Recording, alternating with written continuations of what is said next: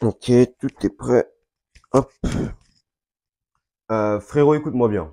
J'avais archi pas envie de te tourner cette vidéo. Là, aujourd'hui, j'ai pas du tout envie de faire des vidéos YouTube. Pourquoi? Parce qu'il y a beaucoup de friction, en fait. C'est-à-dire que déjà, j'ai pas de setup vraiment préétabli. Et le temps de lancer la caméra, faut aller faire un script et tout. Et franchement, en ce moment, j'ai la flemme de faire des vidéos YouTube. Mais je sais que c'est extrêmement important. Et donc, même si j'ai la flemme, faut que je me discipline à le faire. Il faut que quand même que je continue à le faire. Donc frérot, dans cette vidéo, il n'y aura pas de montage. Concrètement, là, je vais parler en roue libre et je vais juste expliquer tout ce qui s'est passé dans la vie pendant 3 semaines. Parce que je vais pas te mentir que là, les 3 dernières semaines, elles étaient extrêmement mouvementées. Non, mais vraiment, c'était incroyable. J'ai fait plein de trucs. Je me suis dépassé. Toutes les semaines, j'ai pas arrêté et cette semaine, elle était épuisante. Vraiment, elle était épuisante. Là, actuellement, je suis éreinté. Je suis mort. Mais je suis quand même là devant cette caméra. J'ai quand même fait du montage aujourd'hui. J'ai quand même fait des tâches que je devais faire aujourd'hui avec mon mentor pour justement continuer à avancer. Parce que même si c'est difficile, frérot, même si la semaine elle est longue, elle est chargée, le week-end c'est fait pour se rattraper. Donc déjà, bah, pendant 3 semaines, qu'est-ce que j'ai fait? Il y a 3 semaines, j'ai fait mon semi-marathon. Il y a la vidéo sur YouTube. Si t'as pas encore regardé, frérot, va voir, c'était incroyable. Donc de là, une grande action qui a été faite. J'en tire beaucoup de leçons. J'impressionne un peu tout le monde me félicite. Ok, nickel, très bien. Récupération difficile, récupération lente, j'avais mal un peu partout, c'était fatigant. La semaine d'après, elle était très longue. Pour marcher, c'était difficile, mais on a quand même fait le job. On a quand même fait le taf. On s'est débrouillé. Ensuite, qu'est-ce qui se passe? La semaine d'après, une semaine tout pile après, qu'est-ce qui se passe? Le sommet. Donc, qu'est-ce que c'était le sommet, les gars? Je vais vous expliquer maintenant qu'on est là. Simplement, le sommet, c'est un événement organisé par Gabriel Leco, par Thibaut Marty et par Azure. Et en fait, c'est trois créateurs de contenu dans le dev perso, vraiment qui sont incroyables, qui sont connus et tout, genre qui sont là, ils ont une certaine notoriété. Et du coup, ils ont organisé une espèce de bootcamp sur Paris pendant une journée. On allait venir faire du sport, se dépasser et se taper dessus. Concrètement, on allait faire du networking, donc rencontrer des gens incroyables. Et concrètement, frérot, ça coûtait vraiment pas cher. C'était 50 euros la place pour l'inscription à peu près. Et en fait, là-bas, les personnes que j'ai rencontrées, c'était incroyable. C'était incroyable. J'ai rencontré déjà tous les élèves de l'autoroute, donc avec Joël, Robin. J'ai rencontré Curtis, j'ai pu rencontrer Thibaut en face à face. J'ai pu lui serrer la main, j'ai pu lui frapper dessus. Il a pu me frapper dessus, c'était incroyable. J'ai rencontré Azur, j'ai rencontré Gabriel Leco, j'ai rencontré Antoine Mesmain. J'ai pris le numéro de téléphone d'Antoine Mesmain, je vais pouvoir travailler avec lui, il va pouvoir m'aider à avancer. J'ai rencontré Candy John B, j'ai rencontré que des pointures en fait, que des numéros 10. C'était incroyable. Plus tous les mecs qui sont au même niveau que moi actuellement, les mecs comme Robin, comme Joel, comme Jason, tous ces mecs-là, les mecs comme Timothy, tous ces mecs-là que j'ai pu rencontrer, franchement, c'était incroyable. J'ai même pu rencontrer Romain aussi. Romain, frérot, si vous passez par là, les gars, gros dédicace à vous tous. J'ai rencontré des gens incroyables. Et le networking que j'ai pu faire à cet événement, vraiment, j'étais abasourdi parce que l'opportunité que c'était, je prends le micro, l'opportunité que c'était en fait de pouvoir y aller et de pouvoir rencontrer des gens comme ça, c'était incroyable. Ça fait que maintenant, j'avance plus tout seul. J'avance ensemble avec des gars super chauds et franchement, c'était une belle expérience. Je me suis tapé avec plein de mecs. Au début, j'avais beaucoup d'appréhension, surtout par rapport au sparring, parce que je me suis dit, j'ai aucune expérience. Les mecs là-bas, ils sont chauds, ils sont déter, ils vont me bousiller, ils vont me bousiller. Et bah, ça a été vrai en partie. C'est-à-dire que je me suis fait bousiller par des mecs, il y a des mecs. Steve, le biohacker, il m'a massacré. Yoni, coach Yoni, il m'a massacré. Thibaut, il m'a massacré. Il y a plein de gens qui m'ont massacré. Mais le reste, franchement, je trouve que je me suis bien débrouillé et ça allait. Et ça m'a vraiment beaucoup une envie de faire un sport de combat, même si actuellement dans ma ville c'est impossible. Mais dès que je peux, le plus tôt possible, je vais aller me faire frapper dessus quelque part dans un sport de combat parce que j'ai adoré, franchement j'ai adoré. On a fait 50 minutes de sparring, j'ai dû faire au moins 10, entre 10 et 15 rounds. J'aurais pu en faire encore et encore et encore et encore, mais jusqu'à la fin de la journée, j'aurais pu faire des rounds. C'était incroyable, vraiment, c'est l'un des meilleurs trucs que j'ai fait de ma vie pour l'instant. Et honnêtement, très honnêtement, ça m'a appris beaucoup de choses. Ça m'a appris que, déjà de une, faut savoir quelque chose, c'est que j'avais jamais voyagé tout seul, loin comme ça. Et là, je l'ai fait à Paris. C'est-à-dire que vraiment, j'ai franchi un grand pas. J'ai pris le train, je suis parti à Paris, là, un endroit que je connaissais pas, et je me suis tapé avec des inconnus. C'était, franchement, dit comme ça, c'est incroyable. C'est incroyable.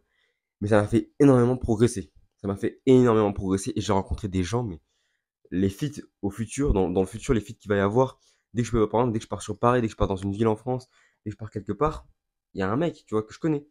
Je peux l'attraper, on se fait des sparring, on fait une vidéo, on fait un podcast, on fait quelque chose, on monte un projet ensemble et c'est incroyable, c'est devenu complètement fou. Maintenant, j'ai un réseau, il s'est élargi en une journée.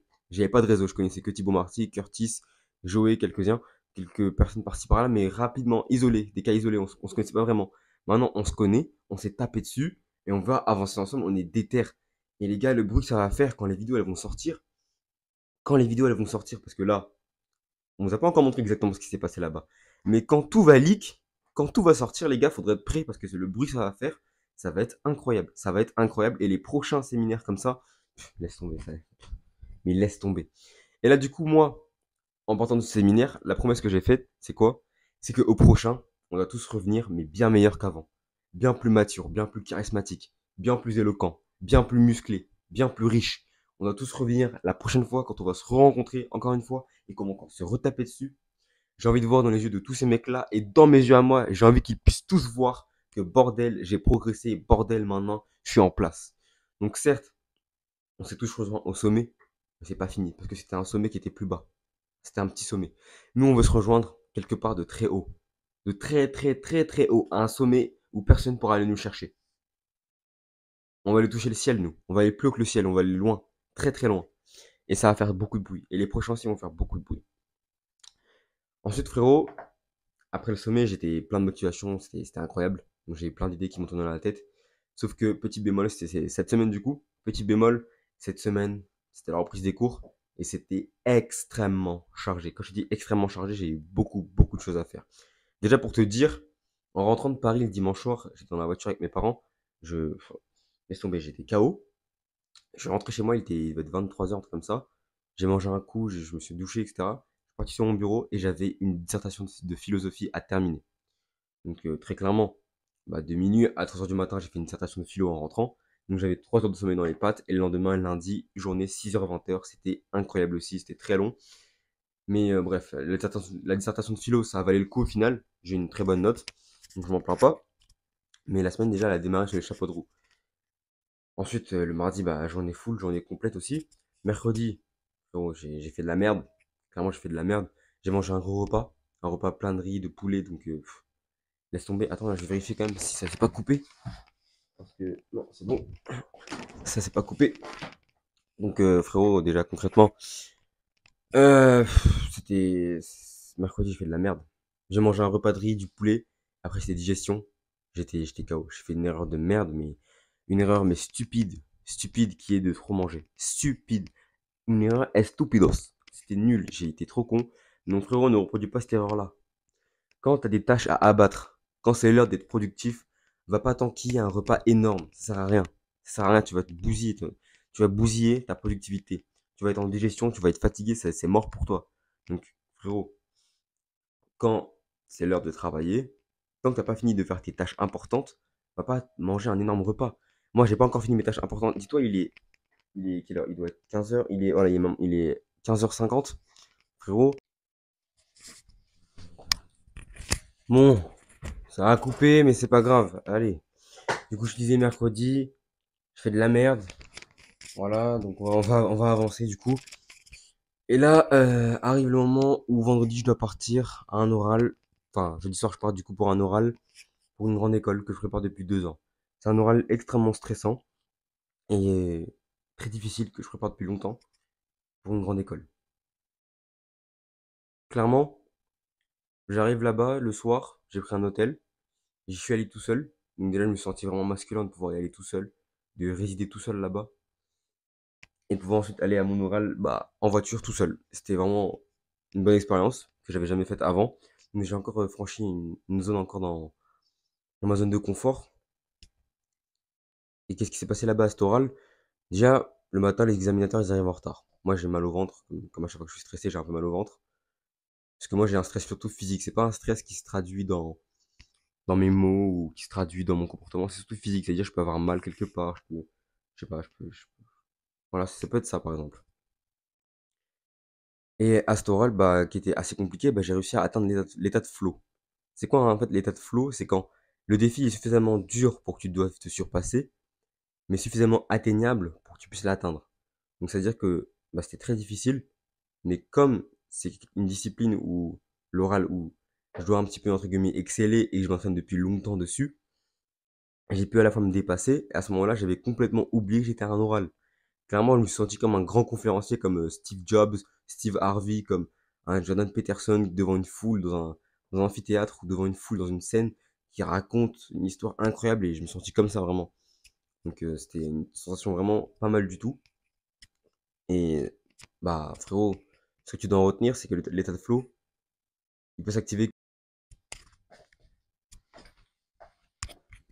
Ça c'est encore coupé, mais c'est pas grave frérot. On va finir la vidéo. Donc là, concrètement, qu'est-ce qui se passe? C'est que à cet oral-là, j'ai atteint ce qu'on appelle l'état de flow. Mais pour atteindre l'état de flow, frérot, il faut deux choses. Première chose, il faut un défi suffisamment difficile pour que tu puisses et que tu doives te dépasser. Et deuxièmement, il faut un défi suffisamment atteignable. Un défi que tu peux atteindre, que tu peux réaliser.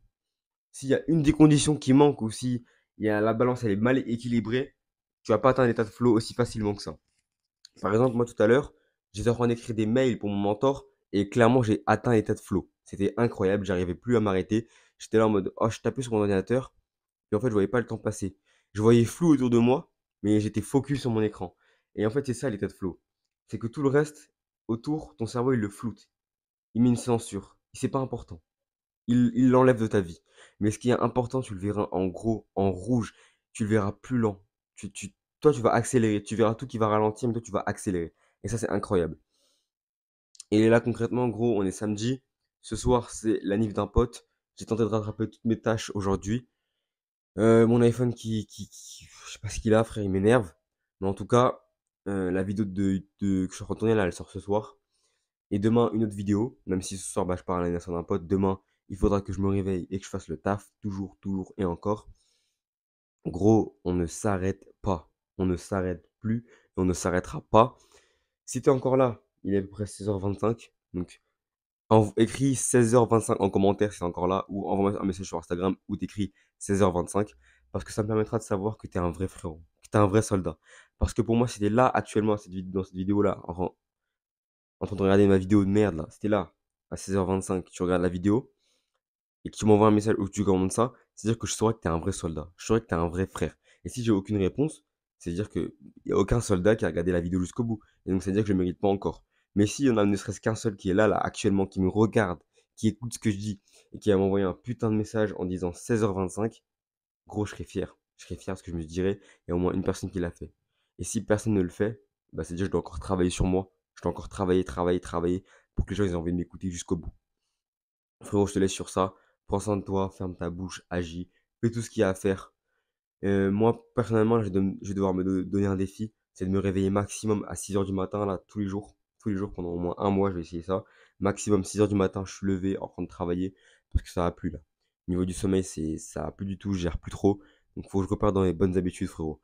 Tout est documenté. Tu vois mes faiblesses, tu vois mes forces.